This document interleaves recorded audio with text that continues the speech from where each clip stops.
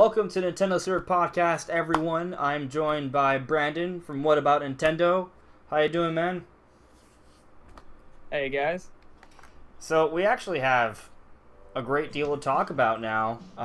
Well, I think every week there's always a lot to talk about, right? But before we jump into anything else, I think I first need to say that IGO Sean is now officially gone from the show. He hasn't been around for a while, so a lot of you probably assumed that he wasn't be coming back. But yeah, he's gone. We're cool. There's no bad blood or anything like that. He just, he's doing his own thing. He wants to pull away from the gaming community as a whole. He's been in it for a long time, so he's just gonna take a back seat. What's up, Red Ninja? What's up, Anonymous? How you guys doing? Let me know if you can hear if the audio is good, if everything's sounding well. Yeah. Cool. Sup, Josh? So, there's a lot to talk about, but Brandon, you were telling me, well, I was actually watching on your stream, you were beating Breath of the Wild, you finally got your memory, the last memory, finally, like 6 months later, right? I pushed it off so long. But you saw that final scene, what did you think? To be honest, I thought it was, like, super underwhelming. I was like, I did all this work, I found all these things, and I got this cutscene. It was just like, there was not much to it. It was a good closing, but it wasn't something I would expect to be like a special ending. It wasn't something I'd expect. It was just something that felt normal, like a good way to close it off. I didn't feel like it was anything that shouldn't have been there, even if you didn't get all the memories. I don't know. It just felt underwhelming. I was expecting something a little bit more. Okay. Well, I guess I don't know. I might have been expecting too much, but it was right. I think you had really high expectations, and I'll say this. Even though I'm a huge Zelda fan, right? I don't think the entire ending sequence for the game is perfect. Like, I do think the final boss, like the final form, could have been a bit more challenging. But I do understand the idea. They kind of wanted to be more like a victory lap. But I would have preferred to be more like the Ocarina of Time boss, where like you're super tired, you're super wasted from getting down the bottom of the tower. You think you're done, and it's like, no, now this is the real final boss, and that's even harder. Mm-hmm. So I would have liked it to be more like that, but that didn't happen. Design choices.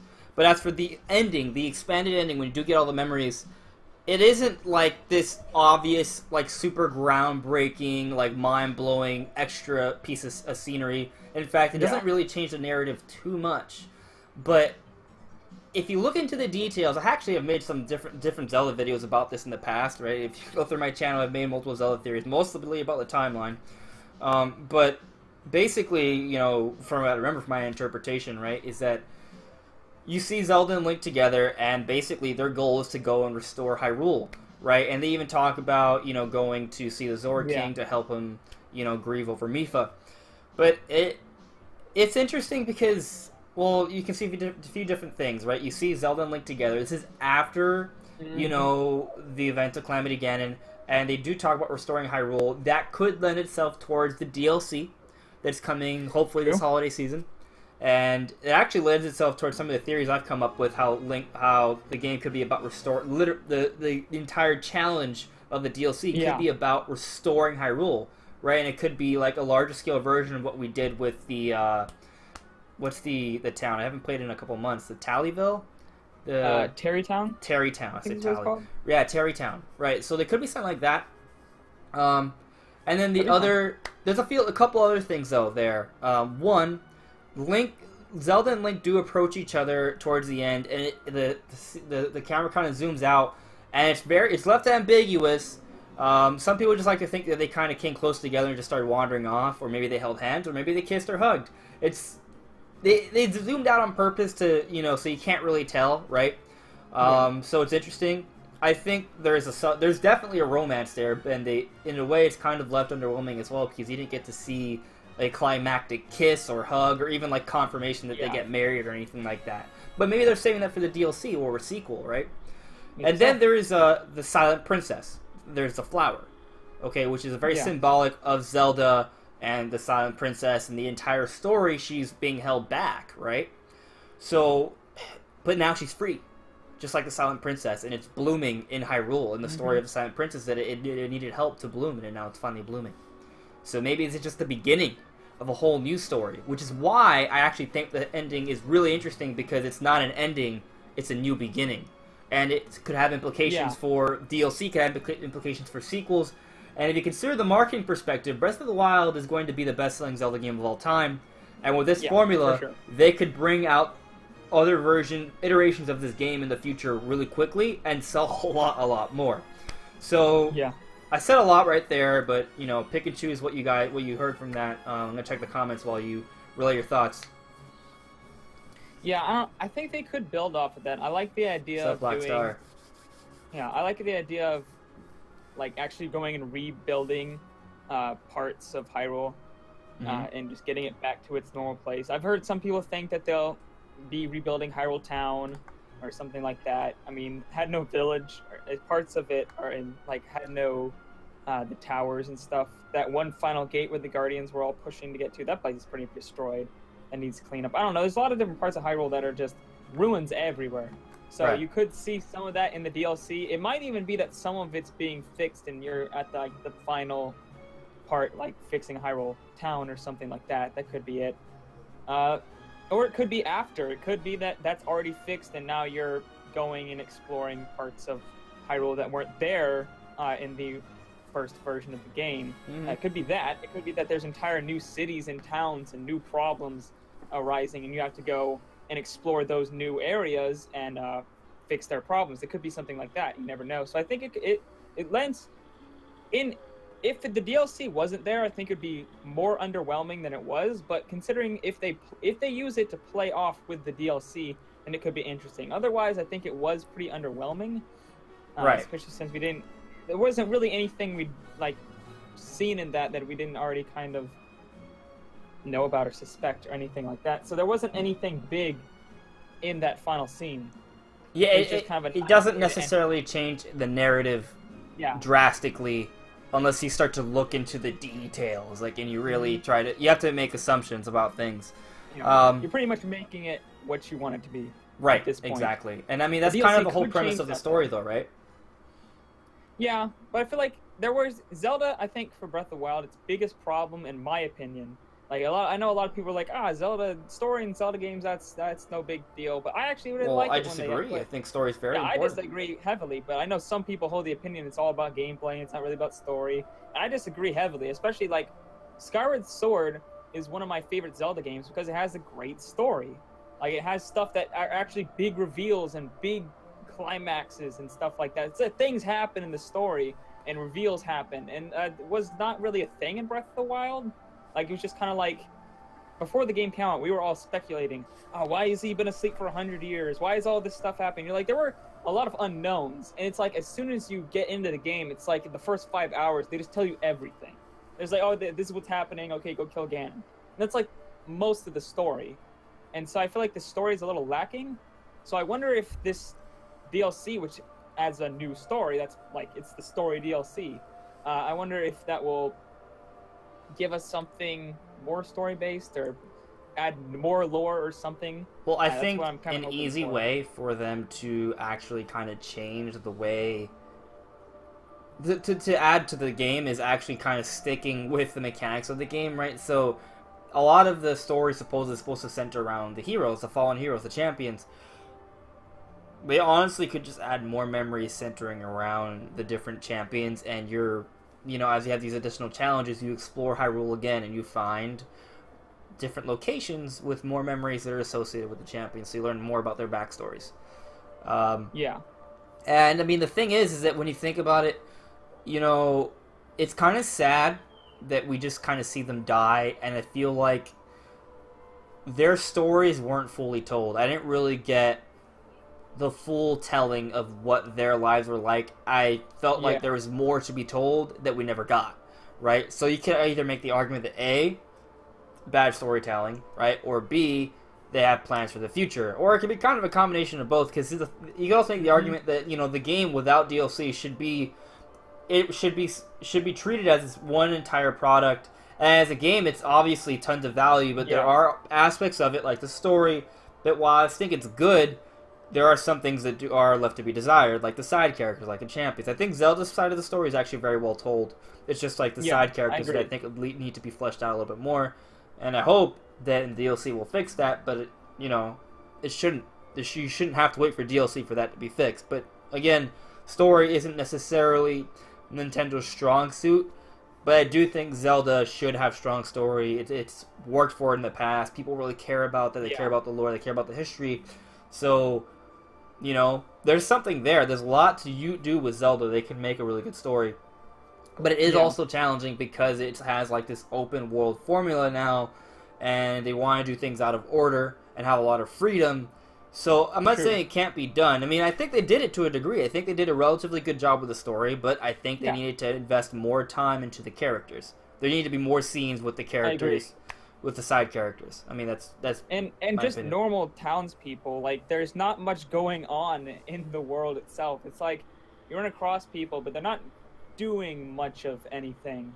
Like, there are some good side quests that kind of lend to the fact that this is a real world. Like, well, I think of too many, but there's like some where you have to like help out relationships and stuff like that. You even help people get married, sort of spoiler, in parts of the game. Like, there's stuff they do with the side characters, but I feel like they've done it better in other games. Like Majora's Mask is a great example of storytelling through side quests. Like, there's so much that they added to that game through the side quests that just added, like, you can play that game normally and you miss so much if you don't go do the side quests. There's so much great stuff and story elements that are in the side quests that just make the world feel so much better. And I feel like they could have done some of that stuff in Breath of the Wild, because you don't have to do that in order.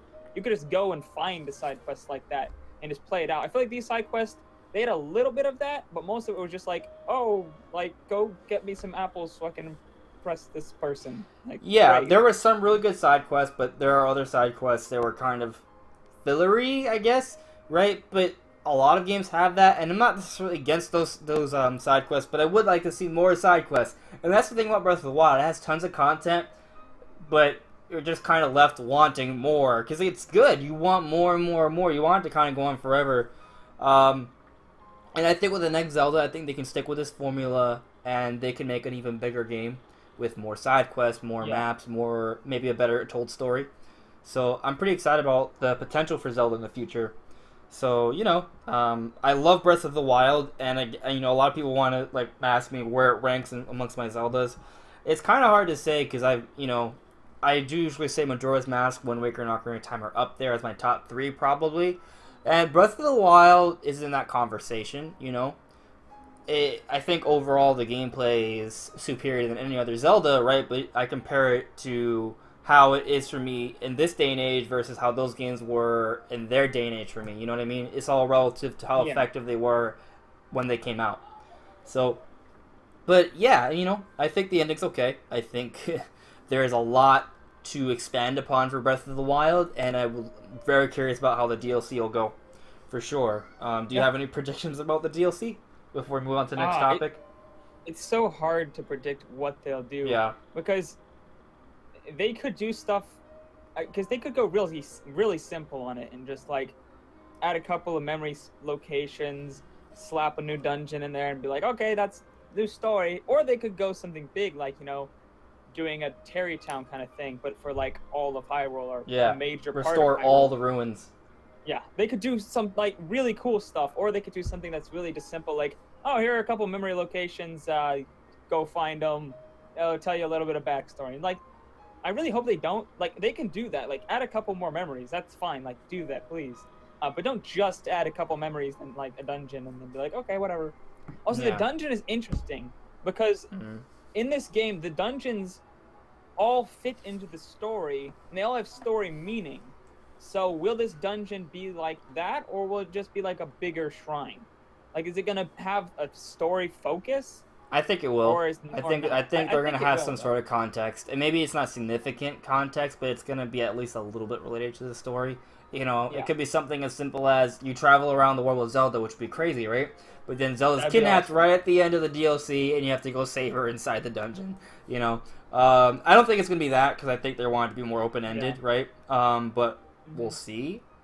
So, just to reference a few questions, Red Ninja, I don't know what you mean by my last file. Also, Mr. Cams came in. You said hi. You left. That's cool. And what is Super Tux Kart? Black Star. I'm assuming that's a mod of Mario Kart.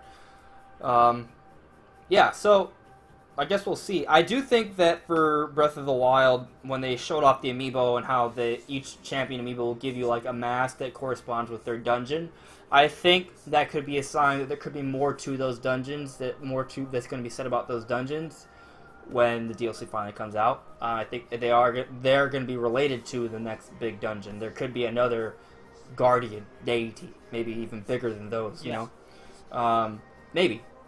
So I think we should move on to the next topic, unless there are any questions, or you have anything else to say about it, Brandon? Yeah, I think it's pretty much spoken all I have to say on it. Okay. So, we're going to get to, I guess, the title of the show, right? Why Nintendo always keeps secrets, right? What exactly, Nintendo is kind of looked upon by the industry, even by those who don't like Nintendo. They're detractors. All eyes are almost always on Nintendo, right? And it just always seems like they have something up their sleeve. Why is it like that? Why is it function like that? And before we kind of delve into this topic, I do want to pull up a quote from Nintendo Enthusiast. It's actually an interview, and they just quoted Reggie recently. So basically, Reggie Fils-Aime, the head of Nintendo of America, the fans should know that we are not a company that is sitting on a little ivory tower and not thinking about all of these dynamics. We are a company that likes to keep our information very close to the vest and announce information when it's ready and when all of the elements are fully fleshed out. I think that's a very basic response, but I mean, it is kind of indicative of the truth, right? Because Nintendo needs to they can't show all their cards, right? You can't show all their cards. If the companies know ahead of time what they have planned, then they can react accordingly, right? They can challenge that in some sort of way, and there's many different ways you can do that. Marketing, creating different games, creating different partnerships, changing around the specs of your system, different hardware, all this apps, there's many different avenues for competing and adjusting your plan based on what you see from the opponent's strategy. But also, they don't want to show off things when they're not ready, right? And it's something that a lot of people haven't actually been paying attention to recently. With Nintendo, the last couple of years, they've changed the way they show off their games now. I don't know if you guys have noticed, but whenever a game is announced from Nintendo, we usually see gameplay not too long after, and the game comes out not too long after that. Yes, there are exceptions, but we didn't know about Mario Odyssey until this January. Okay, Mario Odyssey wasn't officially confirmed as Mario Odyssey for the Switch until January. We knew a Mario game was in development, but we always know Mario game's in development, right? So it was confirmed. It was shown off in January. We're getting it in October. Okay, like that's 8-9 months.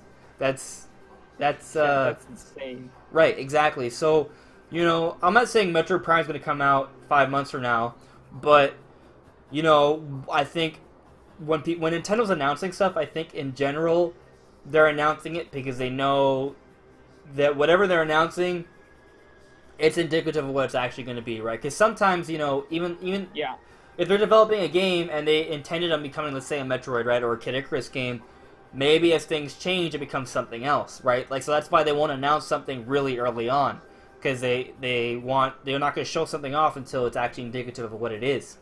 So that's another reason why we're not seeing gameplay of Metroid yet, because they're not there yet. There's a lot that they're still working on, they're still changing, so we'll see how that works. But there's a lot of different reasons for Nintendo to be secretive, and especially with the competition. Yeah.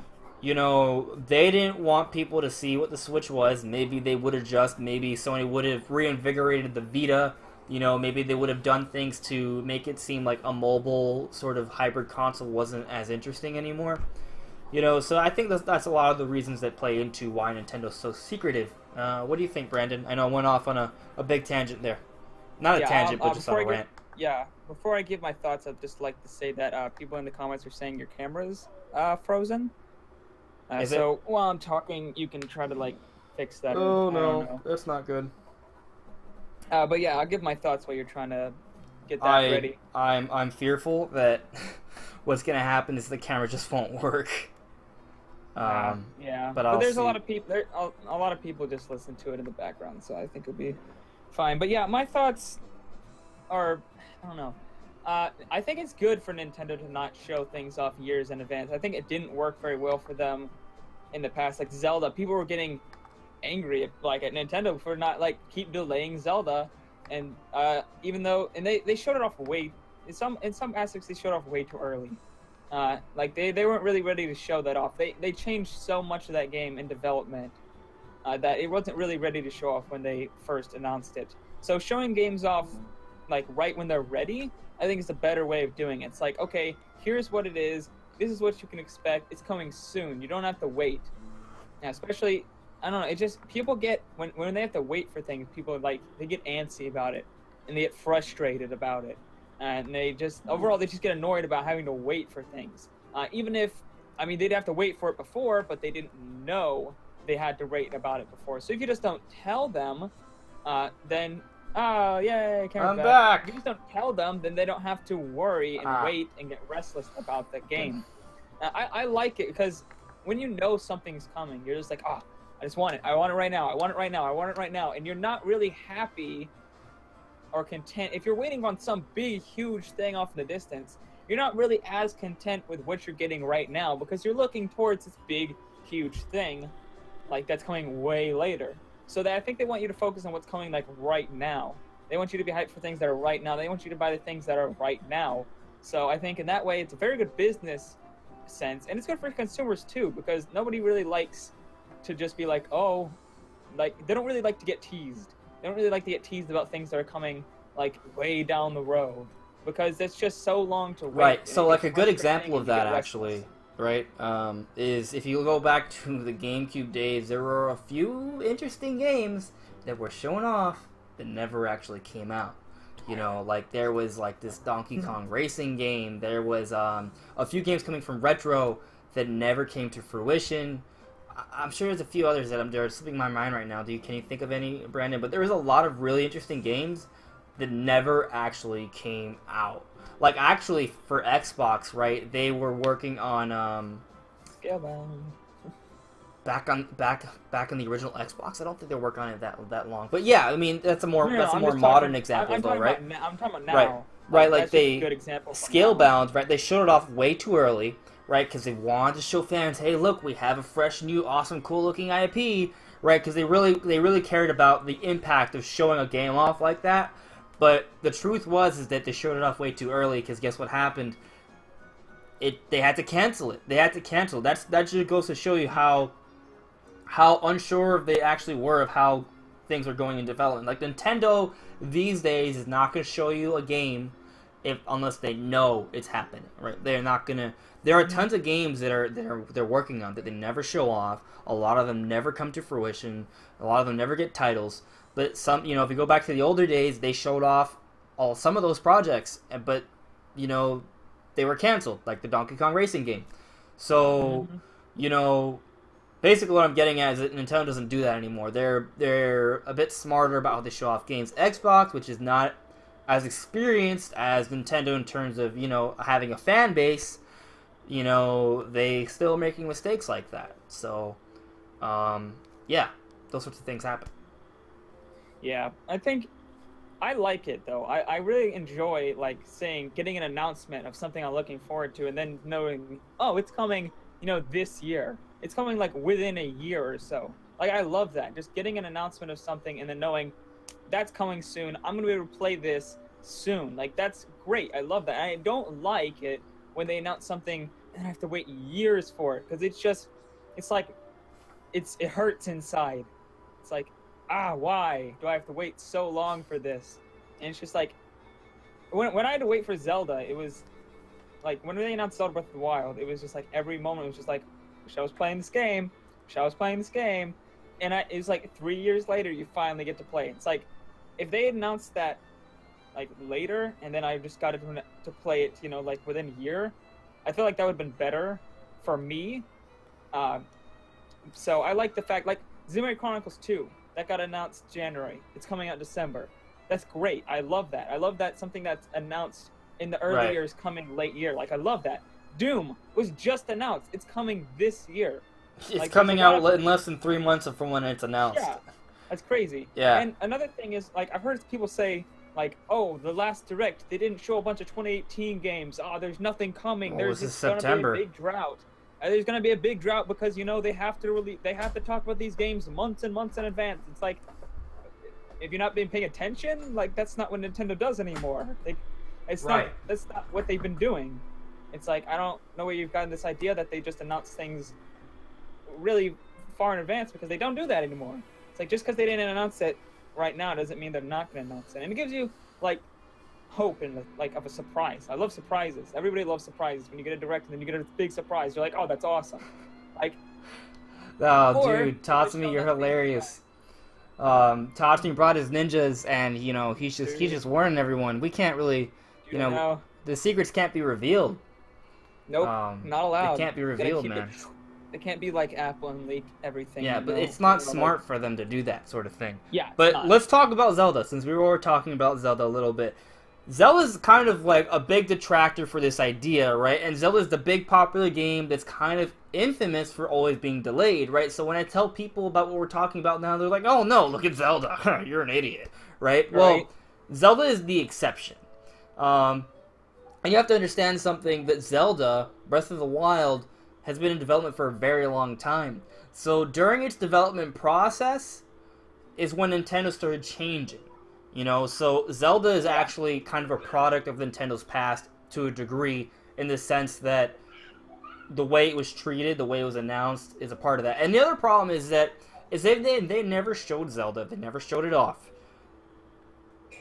then they would have had nothing to show for the Wii U. So there's another issue there, right? So sometimes companies are pressed, like what I said with Xbox and Scalebound, right? Because there's such a demand for them to have actual good first-party and second-party games. They had to show off Scalebound. They felt they had to. And, of course, it backfired them because it was canceled. But with Breath of the Wild, Nintendo had to show off Zelda soon because the Wii U situation was bad. See, in the beginning, or not the beginning, during the Wii U lifecycle, there was a point when Zelda was shown off, there was still this hope that maybe Zelda could come out soon enough and save the Wii U. That was the narrative for a little while. So when Nintendo showed off Zelda, it was like their last hope to kind of get people to like, hey, look, Zelda's awesome. Like that 2014 reveal trailer, you know, that turned some heads. That almost, you know, people were talking about Wii U for a little bit during that point. But of course, Zelda was still 2.5 years down the road. So, you know, it didn't work out. Nintendo was forced to show it off. They actually intended on getting it out earlier than expected, but because they announced it earlier than they wanted to, because they felt that they needed to show fans something, you know, there was no insurance plan, because they weren't sure how development was going to pan out at that point, but they had to show it off. But also, Nintendo is a little different now, because they have a lot more games coming. They have games that always be showing. They have tons of games in the pipeline now. They've adapted to the HD era. They've combined their home and portable gaming studios, so they have a lot more games coming for this singular platform that is the Switch. So they're not going to run into the same issues they had with the Wii U, so they won't be forced to show off a game when it's not actually ready, when they can't say in true confidence if it'll be coming soon. And also, Zelda is one of Nintendo's special products where they're always pushing the boundaries. You know, so, like, they need Zelda to be perfect. They need it to be perfect. They need to make it as good as possible. So that's another issue with it. They're not going to rush this game out. They're going to make it as good as they can be. That's a big part of their design philosophy as well. So, but not counting Breath of the Wild, and I feel like I explained why, right? It's the exception in this case. Nintendo kind of keeps their cards hidden. They don't like showing things off because, well, as we explained, it's bad for marketing. It's bad for the fan base. If for whatever reason it's canceled or it's completely different by the time it comes out. Actually, that's another good example for another Zelda game, Twilight Princess. When they showed that game off for the GameCube, when they showed off Twilight Princess for the GameCube, right, that was also during a pivotal time for the GameCube. There was still hope that maybe they could steal some of the market share and get the GameCube to be pretty good. And yeah, there were some good games that were shown off for Resident Evil 4, Metroid Prime 2, and Twilight Princess. Those were some epic reveals during that E3. That was 2004. They even showed off the Nintendo DS at that time. It was a great E3 for Nintendo, but it wasn't enough, unfortunately, in hindsight. But another problem is that we saw a lot of interesting stuff from that trailer. And by the time we actually got the game, a lot of those things weren't even in the game, or at least you have to like hack into the game and go to the debug stuff to actually see some of those assets. A lot of it was gone. The Zelda that we saw in 2004 is not the Zelda we got in 2006. Yeah, I agree. Yeah. And I think games like that, games like Twilight Princess and games like Breath of the Wild, are the reason that they're not doing that. I think Reggie has talked about this before. Like Zelda Breath of the Wild was one of the big reasons that they started not revealing things early, because they admitted they revealed that game too early and it got delayed twice.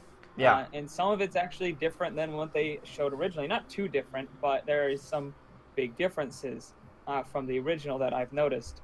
Even the art style is not actually the same as the original. It's slightly different. It has a lot of differences. The graphics themselves are actually different in some ways that I've noticed. But like that game,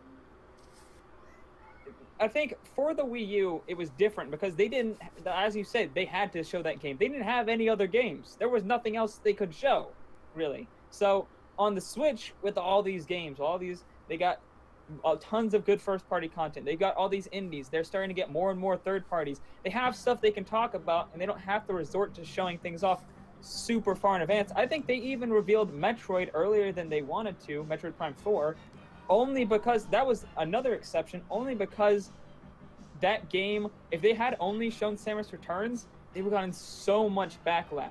Yeah, and actually, that's actually an interesting counter-argument for Metroid Prime coming out earlier, because the way it was shown off, it really does seem like they only showed it off because the backlash would have been so intense that the only way they could have shut off Metroid Samus Returns without fans, basically deciding not to buy the game, right, was by announcing Metroid Prime 4. Actually, that's an incredibly interesting concept if you think about it. By Nintendo announcing Metroid Prime 4, they increased the sales for Metroid Samus Returns. Isn't that kind of weird? Right? That is weird. Usually it's the opposite way around, but I think this gave people confidence. Like, that in a future for Metroid brand. Right? Exactly. The future of Metroid and the Metroid brand. And confidence that this game wasn't going to suck. Like, somehow, the reveal of Metroid Prime 4 made Samus Returns look more appealing. Yeah. Like, just because the name Metroid Prime carries so much weight, and it carries so much expertise and, quality, that announcing those side by side gave Samus Returns also some of that quality and some of that brand as well.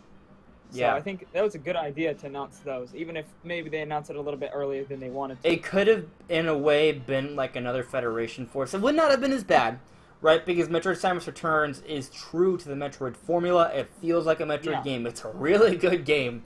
And any Metroid fan playing is probably going to enjoy it a lot. But there still would have been a backlash. Some people would have been so upset they wouldn't gotten Prime yet. So bad. Yeah. It would have been boycotted hard. People would have been like, why isn't this on Switch? We don't want Metroid on the 3DS. Well, people are still saying that, actually.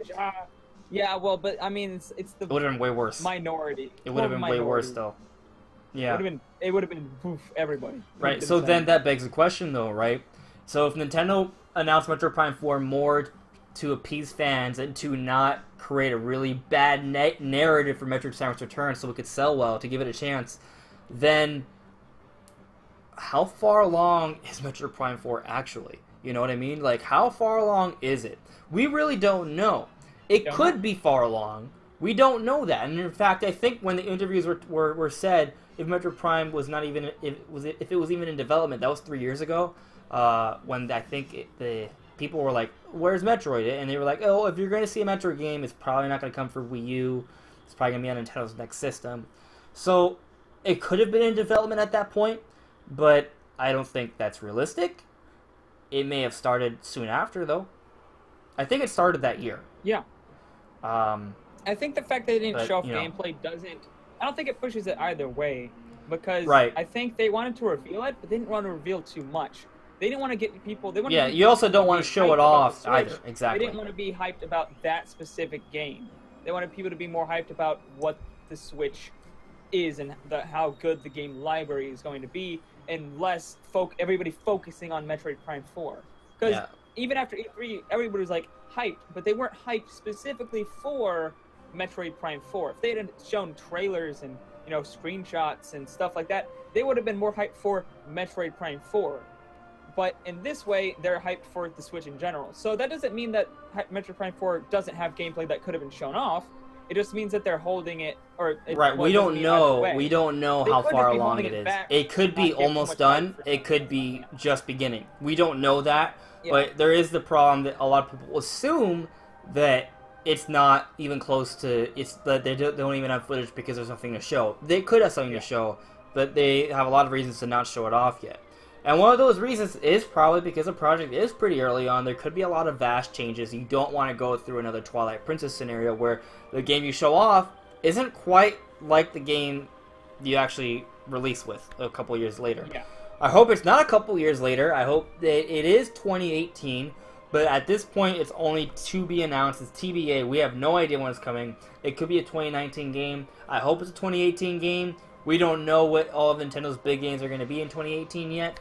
I mean, we assume Pokemon, but that's also not necessarily confirmed for 2018 yet. All we know is that they're aiming for 2018. It may not make it for 2018, which is kind of scary.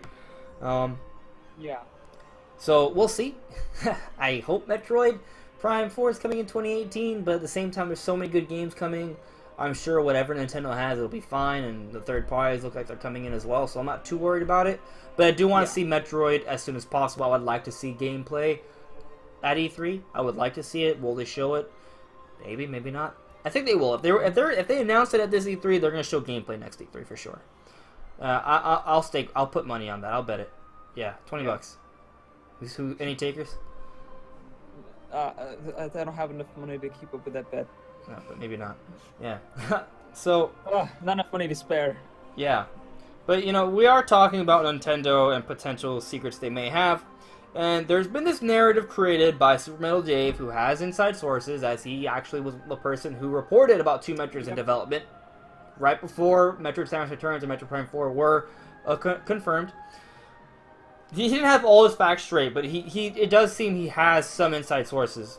He isn't always right, but he's right about some really interesting, uncanny, coincidental things that, you know, he has to know something.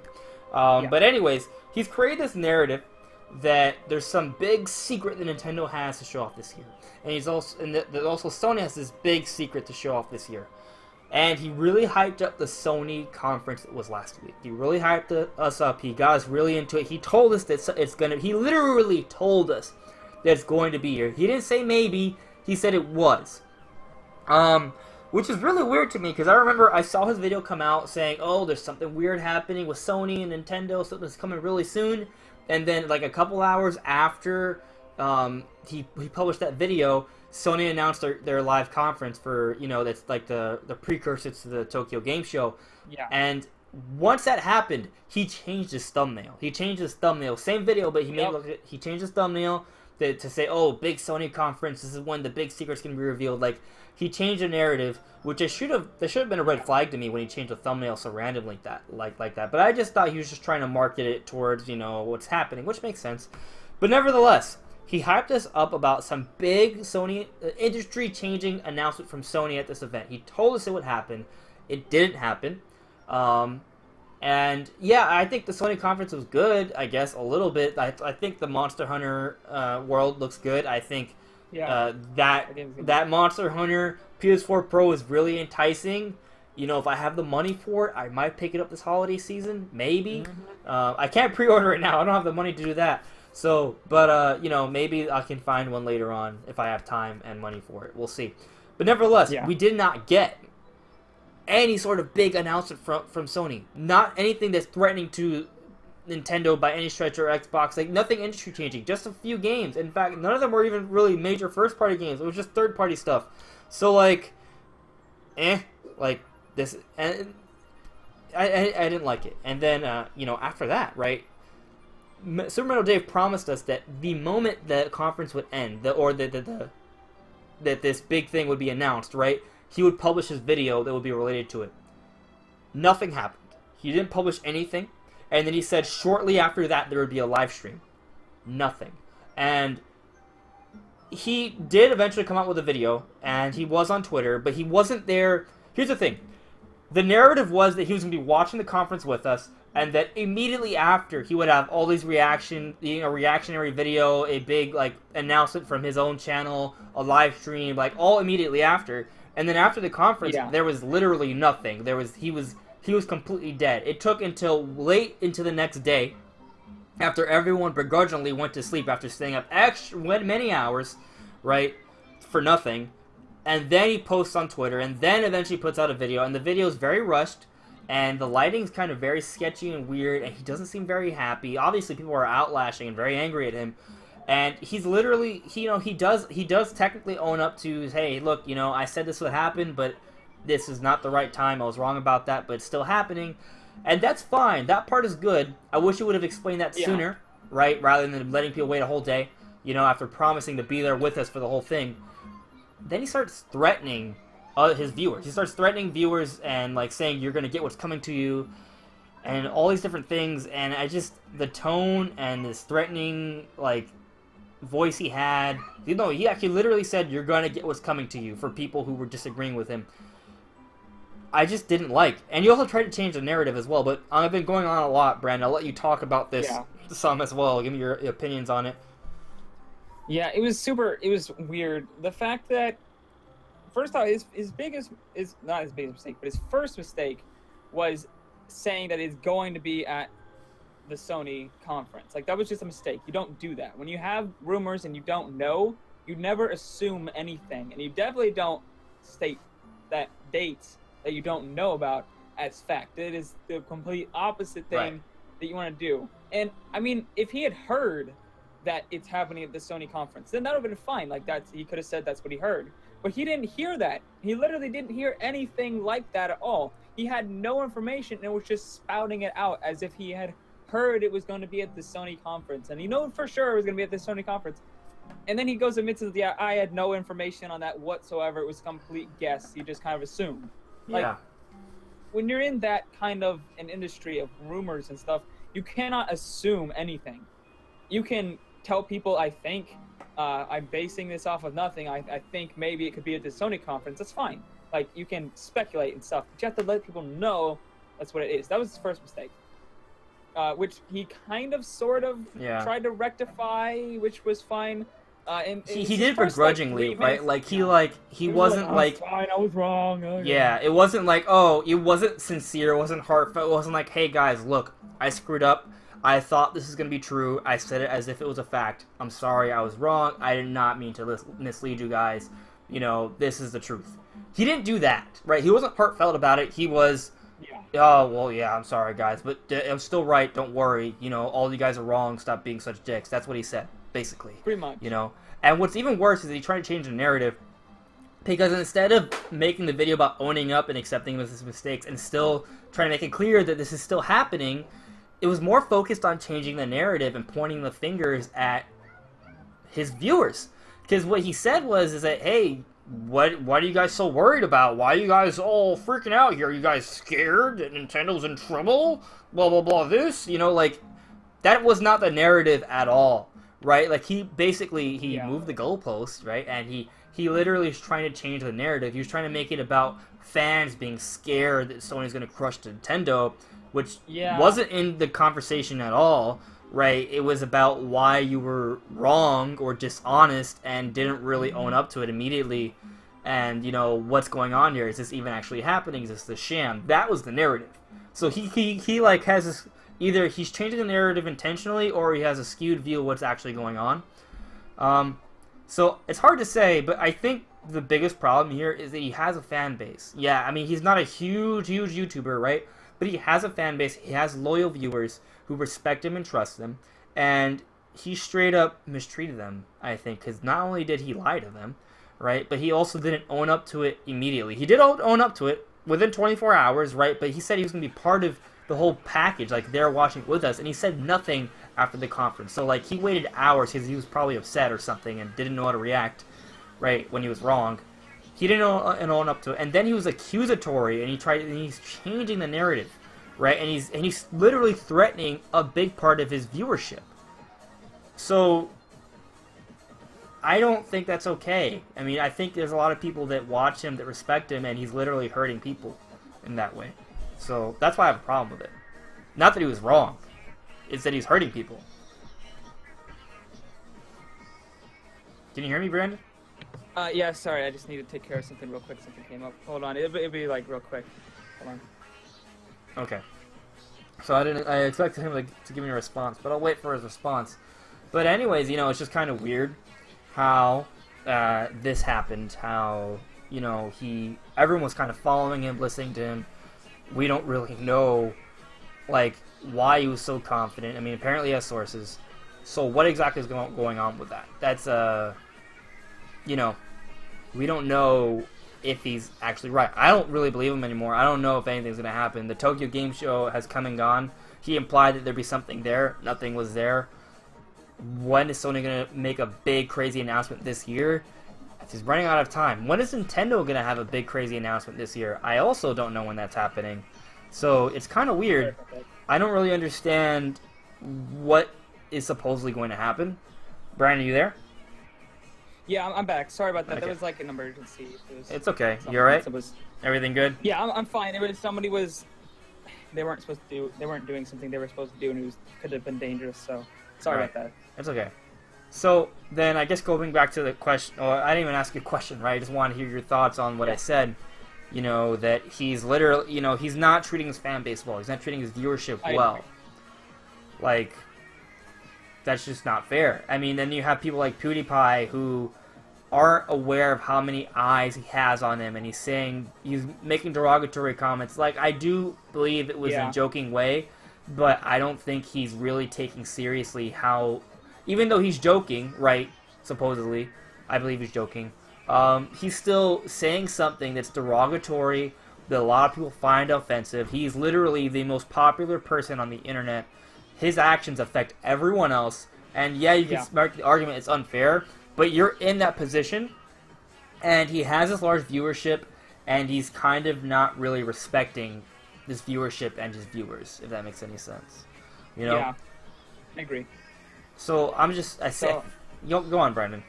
Give us your thoughts. Yeah, as far as Super Mel Dave goes, it's just I was completely fine with his video until about 3 to 4 minutes in, when he just started like blaming his viewers about like everything. It was like his viewers did something wrong, like, or it was viewers' fault that they overreacted to this, even though it was totally his fault for hyping people up and for just not owning up to anything. Like, first off, he lied straight out that he knew something was happening. Like, he knew it was happening at the Sony conference. That was a lie. You should have said that was a lie. I didn't know anything. Like, he kind of apologized, but it was more like, oh, you know, I was wrong. You guys should have known that nothing's, you know, set in stone. Like, that's not a valid excuse. That's just trying to save yourself. Right? And then he just like starts going off on this tangent about like Nintendo. I don't understand the Nintendo fans being scared. Like that was. He's like, oh, obviously you guys are scared and being immature. And, to like, play devil's advocate, right? It's like, if there was going to be a big, major Sony industry-changing announcement, it would have implications on Nintendo and the Switch. Yeah. Right? But that doesn't mean we should be scared, and that was not the narrative that was going on throughout the night.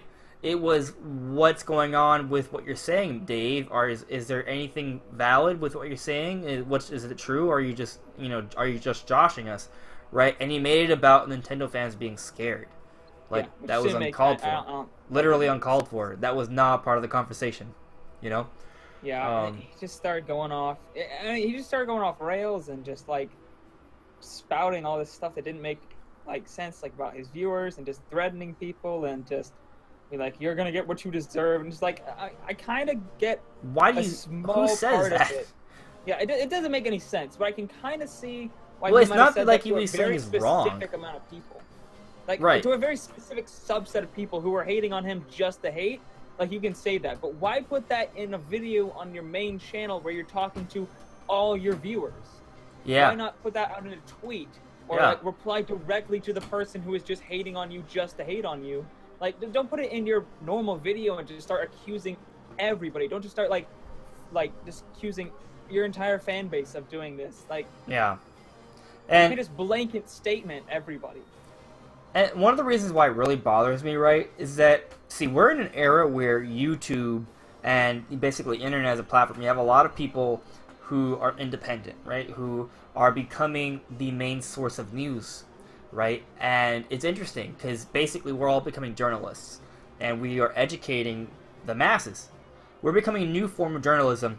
And, you know, I study journalism. I've taken a couple classes on it, and, like, one of the primary, like, most important concepts of journalism is it's not about getting hits. It's about relaying the truth, you know, educating the people. Exactly. And you have all these YouTubers out there who don't seem to actually care about their viewers. You know, if Dave actually cared, if his goal, if what he was really in it for was about educating the masses, spreading the truth, creating conversation, then why is he attacking people? You know, why is he moving the goalposts? You know, it seems to him it's more of a source of pride here. You know, and I mean, I'm not saying you shouldn't be proud of what you do. It just seems like, you know, he's not doing a good job with his viewership. I mean, I think that's what it comes down to. I think he's saying things and he's wrong about them, and he's upset and he's taking it out on his viewers. I agree, and it's just the fact that he didn't even respond for so long, and then finally comes up with this obviously rushed video, like. Yeah. Why? Which was creepy, by the way. I think it was creepy. Like, I was actually a little scared watching it. Really, I didn't get that sense myself. But well, I'm not saying he was trying to be creepy. I'm saying, like, I sensed darkness in him, if that makes any sense. Like, I sensed contempt. Like, he was vindictive. He was angry. You know. Yeah. He just didn't seem healthy from you know. That's just how I feel. I'm not trying to say he's crazy or anything. I just think he was very unhappy. It was clear that he was very unhappy. Yeah, I think there are ways he could have done it better. I think, like, some people are like, oh, when you're put into a situation like that, sometimes you must, like, there were plenty of ways he could have done that better, and they're not even hard. Like, he could have just owned up, like, as soon as it happened, he could just be like, oh, guys, I'm sorry, like, I lied, so, I didn't know. I want to ask you the question. I want to move forward a little bit with this. Do you think that Super Metal Dave is still right? Do you think there's something big still coming? I think it's possible.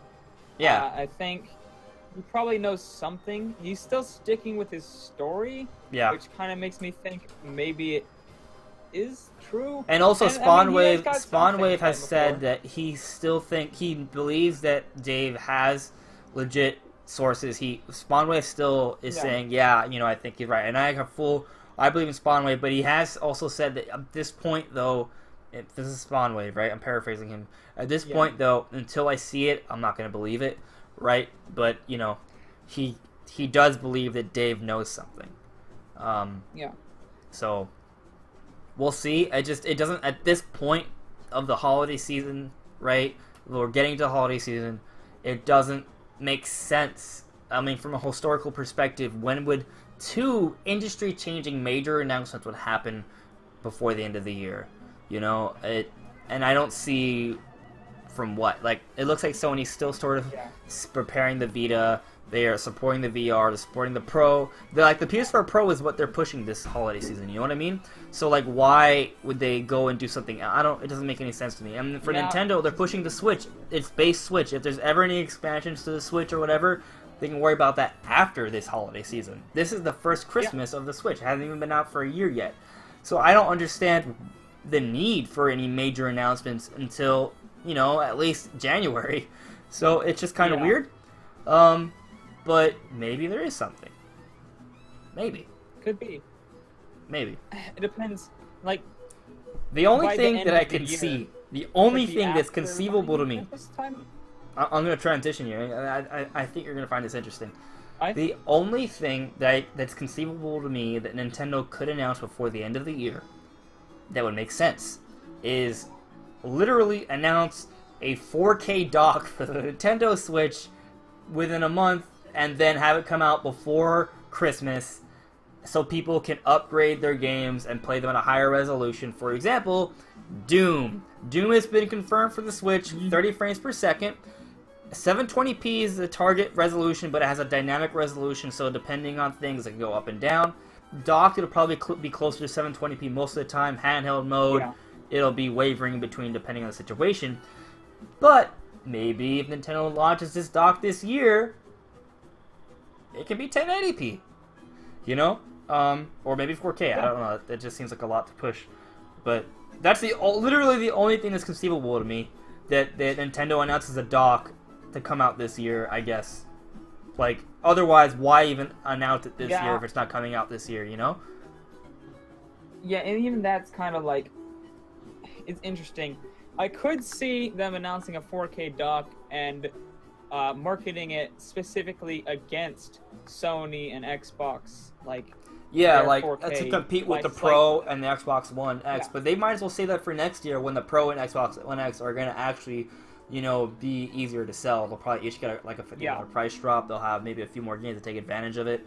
So, yeah, true. They don't really thing need. I could see is if they come out with like a 4K dock for like $200, and then say, oh, you want a PS4 Pro? That's $400. You want an Xbox One X? That's $500. Nintendo does 4K for only $200 or $250, or like 4K at half the price or something like that.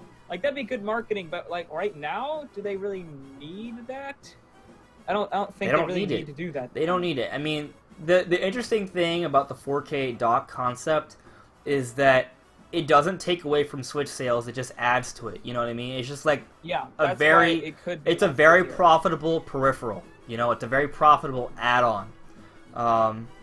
You know, so it's one of the reasons why I think it's going to happen, right? Because I think because Nintendo is focusing on a singular platform, supposedly, we don't really know yet, they need to find other ways to make money, because when back in the other eras where they had both a handheld and a console to sell, they're making a lot of money by selling two different units. A lot of people double dip. I have a 3DS, I know Wii U, you know what I mean?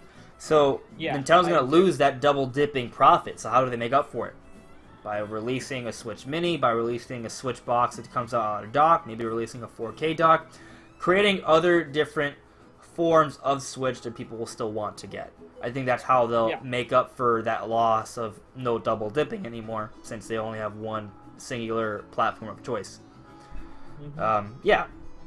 So, but Brandon, what do you think of a Doom? You know, we've seen it, you know, I made a video about it, you know, but we now know a little bit more about how it's running. It's going to be 30 FPS, and it's going to have that dynamic resolution, but in dock mode it'll probably be close to 720p most of the time. What do you think? Yeah, I think it runs fine. Like, I heard I've seen a lot of people complaining that it's not 60 frames per second. They were like, it should be 720p with a smooth 60 frames per second. I'm like, I mean, that'd be great. Like, I'm not saying, oh, 60 FPS, people don't need that. That's 60 FPS is useless. 60 FPS is great. I love having 60 FPS in my games. Like, it's a great experience. But you don't need 60 FPS for this game, and it's not really something that is, like, even the PS4 and Xbox One versions struggle with 60 FPS.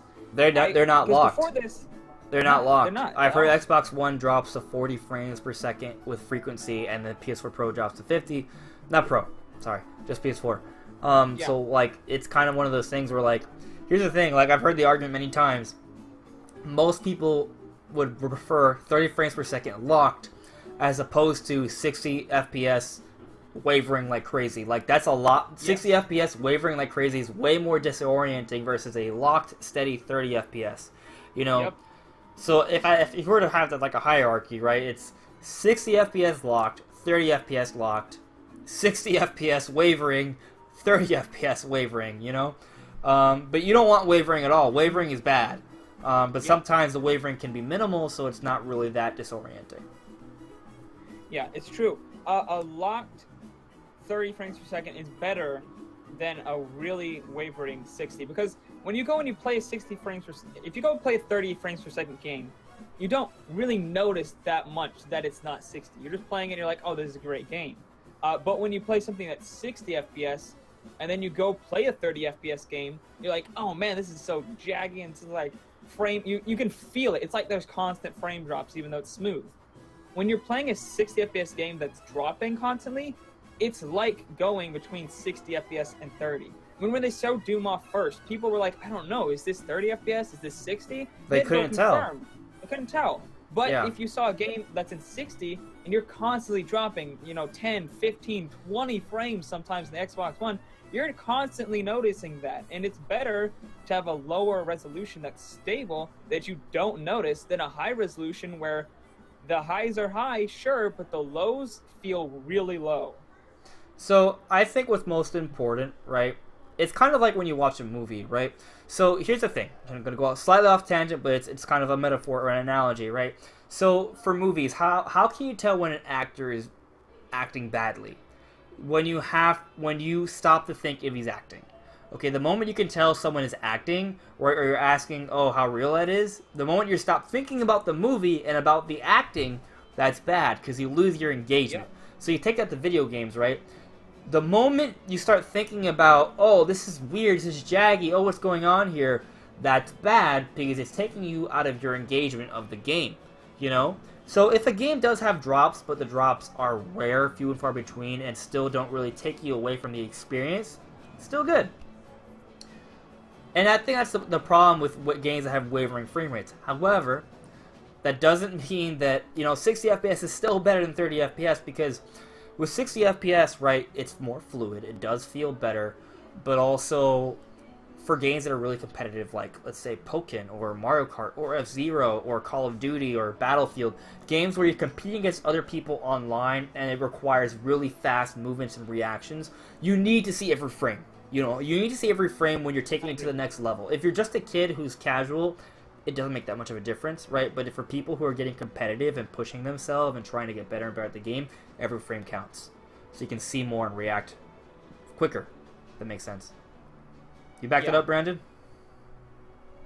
Yeah, I totally agree. And this is why 30 frames per second in this game doesn't really matter that much. Sure, it has multiplayer, but the multiplayer's never been a big focus of the game. Right. It's mostly a single player experience. So when you're playing single player, I mean, when in Zelda do you go, oh man, this isn't 60 FPS, oh, I'm like, this is unplayable? You don't. Like, you just don't get that. Like, that's just not how, you just don't go over here and go, ah, man, if it was 60 FPS, I'd be able to play so much better. Like, no, it's just not how it is. Mm-hmm. And I think it's the same for Doom. Like, you're not facing against something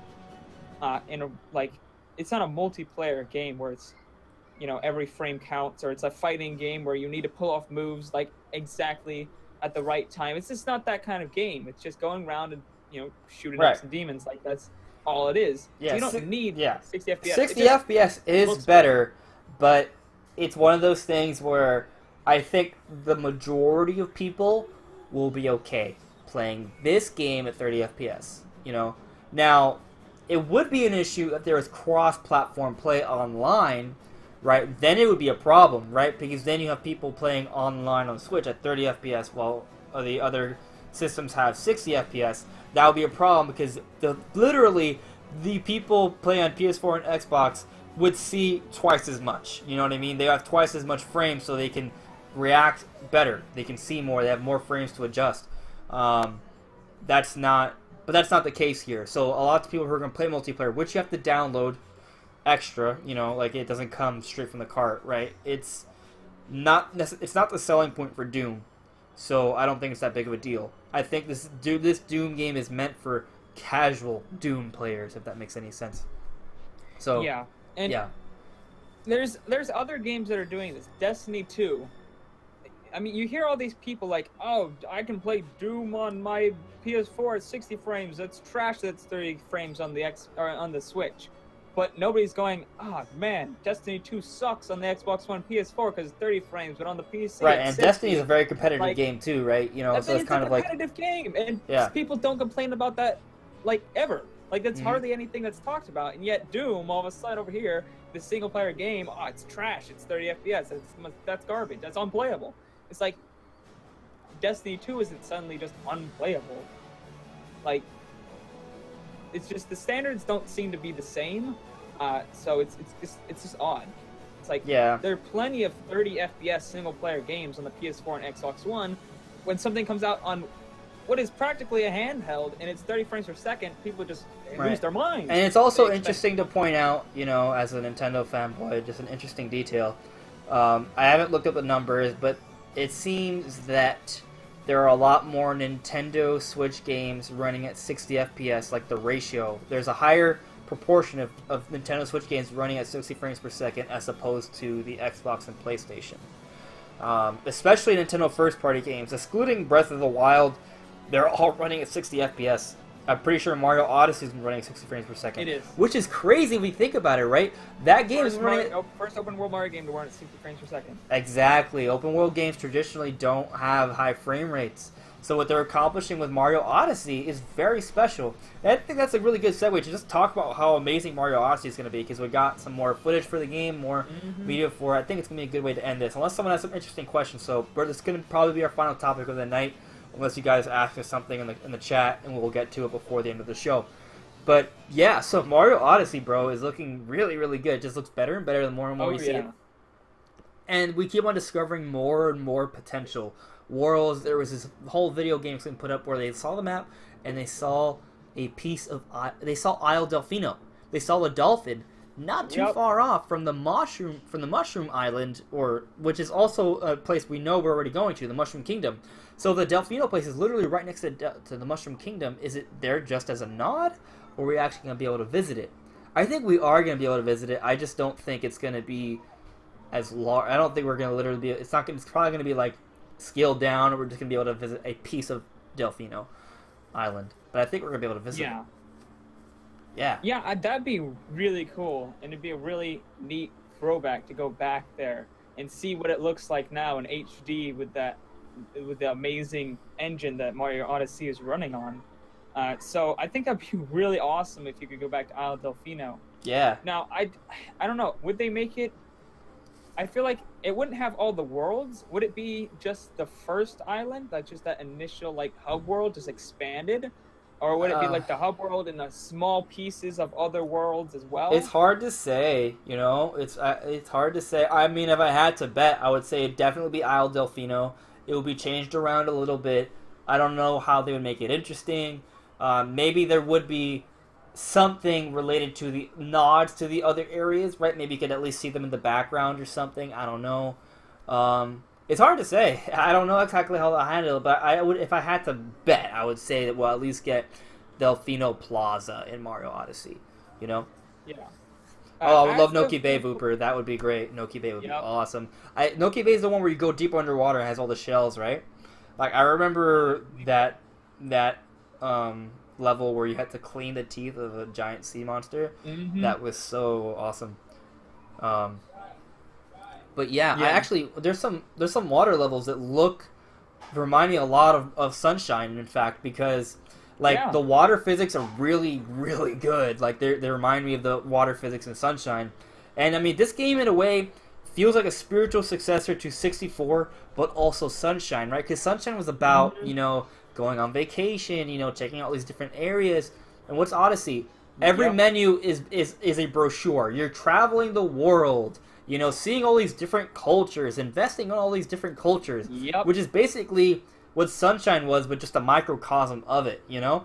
So that's really cool. I mean, you have, and like I said, there's that water level that is very reminiscent of a lot of different things you could do in Sunshine in terms of mechanics, in terms of swimming around the water, flying up with those bubbles and stuff. And then they also have paintings. We know there's paintings now in Mario Odyssey, and the way it looks is like you'll actually be able to find paintings all throughout the world of Mario Odyssey, just like in 64, except you can jump in them and they go to different kingdoms, including the Mushroom Kingdom, which is super cool. Like that's really interesting. I wonder if like when you do that, it's just like kind of like a side mission, or if you literally just go back to that world. It's hard to say. What do you think? Yeah, this game definitely reminds me of both 64 and Sunshine. But also Galaxy as well, because it has those... Yeah, Galaxy. I mean, I feel like it's taking something from all the Mario games, you know? I think it's taking something from all the Mario games. Although you can make the argument that some of the worlds we've seen that are like where Mario loses his cap and he just kind of has to run on these platforming stages could be more of a mastery of what was done in Sunshine as opposed to Galaxy. Although what's interesting about that is that technically Galaxy is a mastery of those sub-levels in Sunshine. So, it's both, I guess. I think it's a nod to both Sunshine and Galaxy, those sub-levels, which is interesting. I love those. I would see this thing. I love Galaxy. I love those sub levels, but I also want the openness as well. So it looks like Odyssey is literally delivering on everything we could possibly want about a Mario game. There's only one thing that I'm worried we will not have in Mario Odyssey. Do you know what it is? No, you don't know. I'm guessing it's the main hub world. I'll give you 10 seconds. Counting to 10. No pressure. 10, 9, 8. I'm counting fast. 6, 7. Oh, I skipped a number. 3, 4. More numbers. Okay. It is Yoshi. I am skeptical that Yoshi will not be in Mario Odyssey. Or maybe even Luigi. Luigi might not be in the game either. Actually, I could see Luigi being referenced. I think Yoshi might get a reference. But the thing is, Yoshi is a character that you ride, right?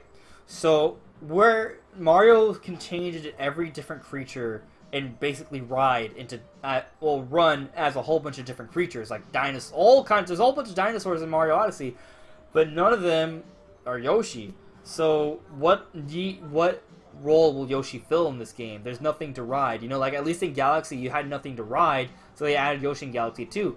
In Odyssey, there's a whole bunch of things you can ride. So I don't know where Yoshi would fit into this, you know what I mean? Now, on top of that, there's a whole bunch of other really cool dinosaurs, so there might not be a Yoshi.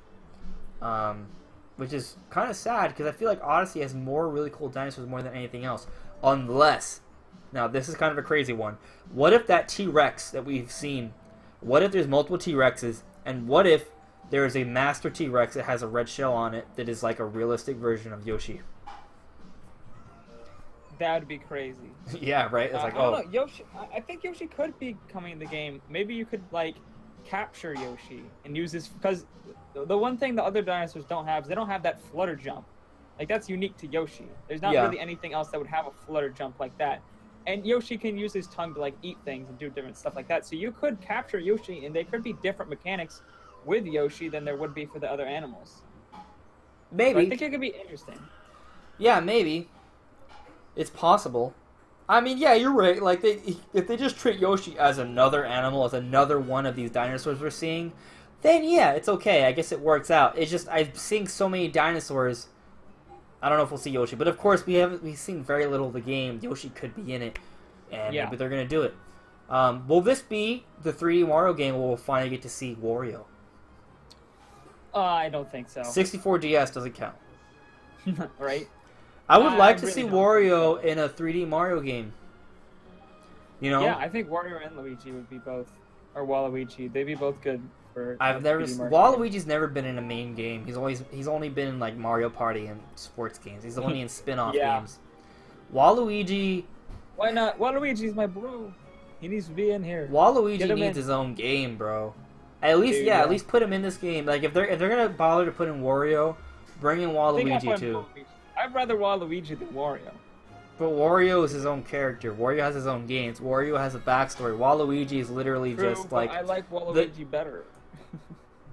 Waluigi is just kind of like the foil for Luigi, while Wario is the foil for Mario. So, you know, he's just a counterpart. Yeah. But I also like Luigi better than Mario. So if they do make another Wario game, though, I think that would be a good opportunity to bring in Waluigi. The same way how there's a Luigi for Mario... Supposedly, according to spin-off games, there's a Waluigi for Wario. So, you know, they could do that at least. Yeah. I don't know. Waluigi just is an awesome character. Even though there's not much character to him, what he is just awesome. I don't know, I've always liked Luigi better than Mario. I've always liked Waluigi better than Wario. It's just something it looks like you and Vooper are Waluigi, big Waluigi fans. Dude, yup. The fans are crying out for Waluigi. Dude. Waluigi is definitely a fan favorite over Wario. Maybe I should make a video about Waluigi. Maybe so. But everybody, I think most people like. I think a lot of people like Luigi better than Mario, and I think a lot of people like Waluigi better than Wario. But I think it's even more people like Waluigi better than Wario. Am I just that very simple, basic guy that likes Mario more than anyone else? Maybe. I love Luigi though. I would I mean, I like Yoshi. The problem with Luigi is that he's very slippery. Like you could describe his movement as buttery. You know what I mean? Like it's But I mean, that's the point, right? Like, you get more vert with him, but he's harder to use usually. Yeah. So, I don't know. I always liked him better. Even as just like a character, he's just a more interesting character. I don't like Peach, Vooper. Just because she's slow. I feel like Peach is too slow for me. I mean, the floating is OP. I don't like... I want faster... I like faster characters. I love Toad. Actually, Super Mario Toad. World, cool. World, Luigi was my favorite character to play as. I was best as Luigi in Super Mario 3D World. Interesting. Okay. I Yeah. actually said Super Mario World the first time. I use Mario most of the time. I just use Mario. You know what is part of me is I think I just like red, so I'd like seeing more red. Really? I actually like green better than red. Well, there you go. Like blue's my favorite color. Or maybe it's purple. For Waluigi. Yeah. Yeah, so I guess we've reached the natural conclusion for this discussion. Is there anything else you guys want to touch on? I'm very excited for Mario Odyssey. As Vooper pointed out, it's 4 weeks away. The end of October. It's literally, I mean, it comes out on the 27th. Today is the 25th of September. 27th of October is when it's coming out. I can't wait. So, yeah, guys, thank you so much for watching. Brandon, do you have any parting words? Thank you guys for watching. It was a great discussion. I can't wait for Super Mario Odyssey and any other secrets Nintendo has for us for this year and 4K doc. No, I'm just kidding. It's not happening. Totally. Not this year, at least. All right. Good night, guys. Bye. Thanks for watching. Bye.